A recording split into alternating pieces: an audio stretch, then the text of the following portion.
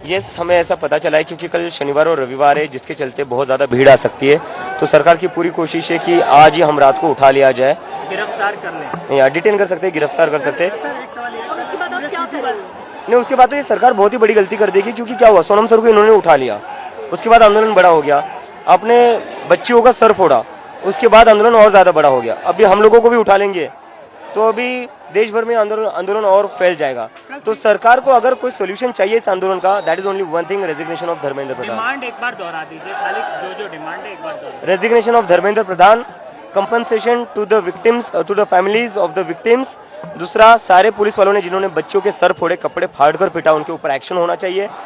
और जिन जिन बच्चों पर fake cases लगाकर उनको डिटेन किया गया था या अरेस्ट करने की कोशिश चल रही है, वो सारा वापस लिया जाए। थोडक्यात मराठी करो या एक सोनम वांगचुक आपने बोला कि आपकी दो मांगे सोनम वांगचुक ने पूरी कर दी, ऐसा उन्होंने बात करी है और आप उसका वेट करें, क्या है वो दो मांगे? वो एक तो वही कि एक बार सरकार से कंफर्मेशन आ जाए कि वो सारे केसेस वापस ले ले जो बच्चों पर लगा रहे, बिकॉज ये कैसी बात हुई, एक तरह सर फोड़ती है दिल्ली पुलिस, केसेस लगते बच्चों पर। पीएम के वीडियो से संतुष्ट नहीं है आप लोग? क्या था उस वीडियो में, आप बताइए, आपने नहीं देखा क्या? मुझे तो कुछ दिखाई नहीं, आप बताइए उसमें कॉन्क्रीट क्या था। कह रहे फास्ट ट्रैक कोर्ट्स और जिस प्रकार से जो लोग आरोपी हैं उनसे कड़ी तो इतने दिन सो रहे थे वो? जो वो बिल लेके आने वाले हैं पार्लियामेंट में, कानून बिल आ तो जाए, जब तक मैं बिल पढ़ नहीं पाता हूँ, जब तक मुझे बिल मैं पढ़ूंगा ना, मैं बोलूँ कैसे? मैं मोदी जी जैसे हवा में तो बातें नहीं कर सकता ना, first I need to read the bill. थोडक्यात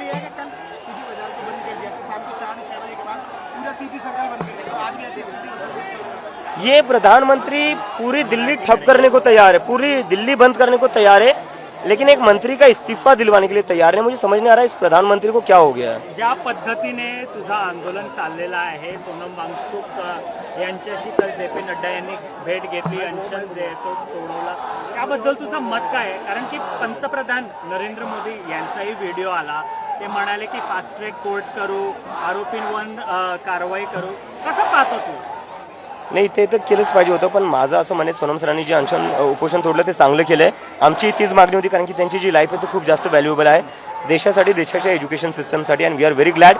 बट बिंग सेड दॅट, आमचा जो प्रोटेस्ट आहे, आमची जी मूवमेंट आहे ती चालू राहील जोपर्यंत धर्मेंद्र प्रधान यांचा राजीनामा होत नाही। पण ज्या पद्धतीने सोनम वांगचुक यांच्याशी बोलणं झालं, तुला काय लूपमध्ये घेतलं गेलेलं काय?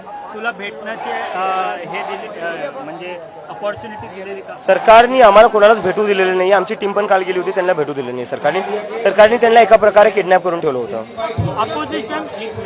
अपोजिशन ज्या पद्धतीचं राजकारण करतो, ते म्हणतायत की अण्णा हजारे पार्ट 2 सारखा सोनम वांगचुक यांची परिस्थिती आहे, त्याबद्दल तुझं काय मत आहे? तुला नाही वाटत की या प्रकारचे स्टेटमेंट्स तुझ्या आंदोलनासाठी चुकीचे आहेत?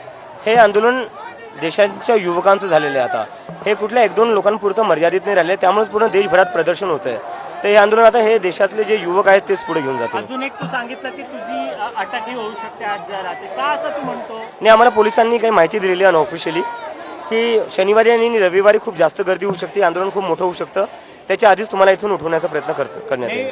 पण नेक्स्ट मूव्ह कसा असणार आहे? बसून राहिलो आम्ही, आज 35 दिवस झालेले, अजून 35 दिवस बसून राहू जोपर्यंत राजीनामा होत नाही। थँक्यू।